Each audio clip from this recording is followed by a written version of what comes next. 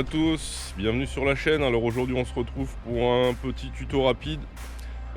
Bientôt début de, on va dire, la saison de tonte, le printemps arrive. Donc petite révision, petite vidange de la tondeuse. Et je vais vous montrer ça rapidement, comment ça se passe. Alors là, c'est, on va dire, une tondeuse bas de gamme. Vous avez sur le côté, à côté du pot d'échappement, la jauge pour faire le niveau. Et ben cette jauge, elle va également nous servir à faire la vidange. Donc il va falloir culbuter la tondeuse, récupérer l'huile qui va couler et ensuite remettre de l'huile propre. Voilà, donc comme ça ce sera mieux.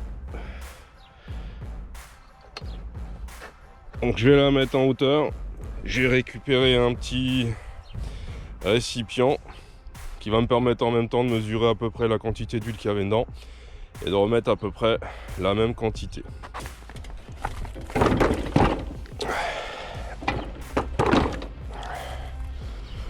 Moi j'ai un entonnoir, une bouteille, vous pouvez couper une bouteille aussi. Et l'opération la plus délicate, donc c'est culbuter la machine pour récupérer l'huile usagée. Alors j'ai oublié de le préciser, j'ai plus d'essence dans le réservoir, je l'ai vidangé aussi, comme ça pas de perte.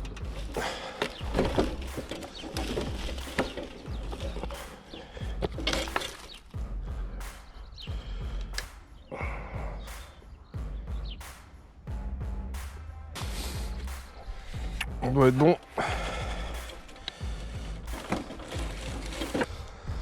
Donc on est sur une machine sans bouchon de vidange. S'il y en avait eu un, il aurait été normalement en dessous. J'ai regardé déjà, je vous montrerai tout à l'heure. Il n'y en a pas. Donc là on vient de vidanger, donc j'ai un peu plus d'un demi-litre. On verra en remettant, donc je vais pas, on va y aller mollo. Vérifier le niveau au fur et à mesure. Alors l'huile est bien noire, ça veut dire que bon, c'est une machine que j'ai récupérée l'année dernière. Quelqu'un s'en débarrassait, elle partait à la déchetterie, je sais même pas pourquoi. Parce que j'ai rien eu à faire dessus, j'ai mis de l'essence, elle a démarré tout de suite. Donc là ça fait un petit moment que la vidange n'avait pas été faite. Mais bon, au moins il y avait de l'huile dedans. Donc déjà ça c'est déjà pas mal. Alors je vais vous montrer un petit peu le dessous de la machine.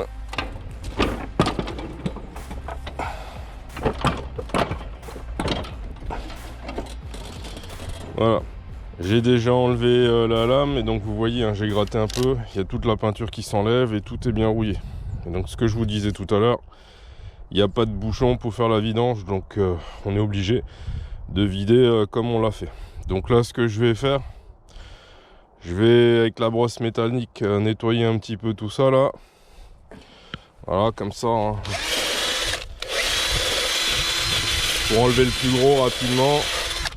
Et ensuite je vais mettre un coup d'anti-rouille dessus, type Frametto, celui qui noircit au contact de la rouille. Et puis ça va rester comme ça.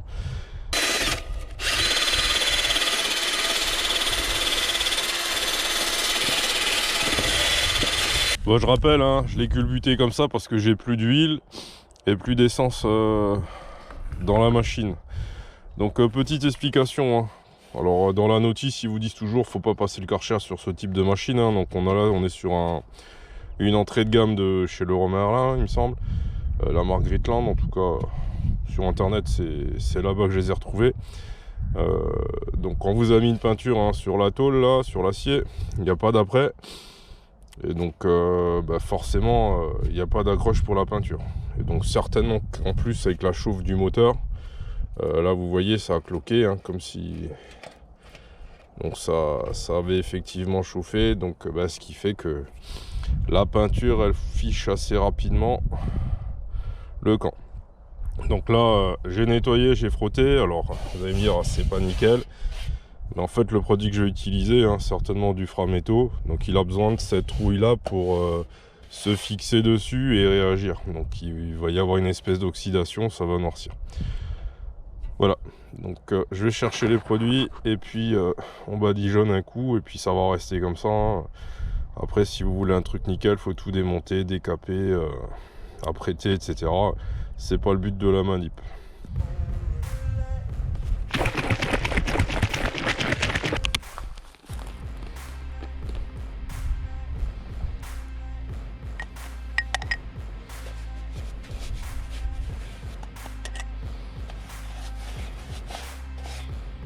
J'ai fini de badigeonner, hein. Ce que je cherche, hein, c'est pas l'esthétique, c'est surtout la protection. Donc stopper la rouille. Et puis d'ici quelques temps, hein, peut-être l'année prochaine, je verrai si je la démonte et si je la refais proprement, on va dire. Mais là voilà, ça va protéger et puis ça va permettre de faire la saison tranquillement. On remonte le cache, la protection de la courroie que j'avais enlevé.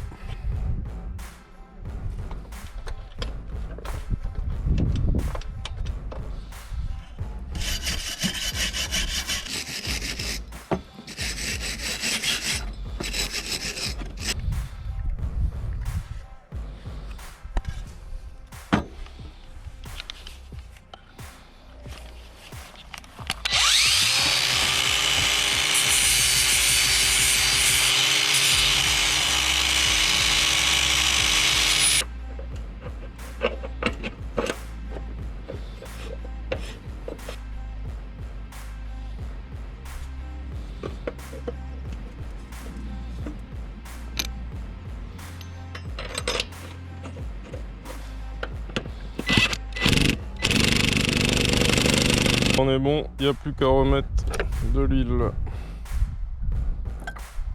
Ouais, j'ai acheté ça chez Leclerc, hein, parce que je suis arrivé au magasin, il était 1h, tout était fermé à côté. Le magasin de motoculture, ça m'a coûté 6 €. Bon, ça fera l'affaire, hein.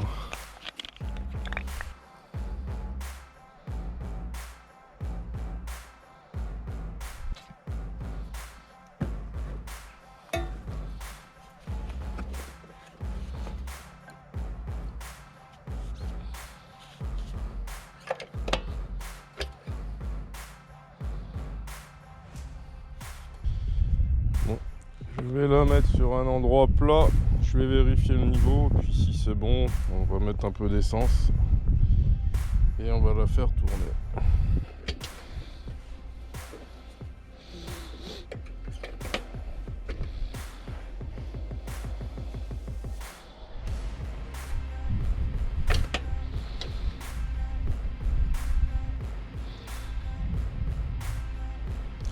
On est bon.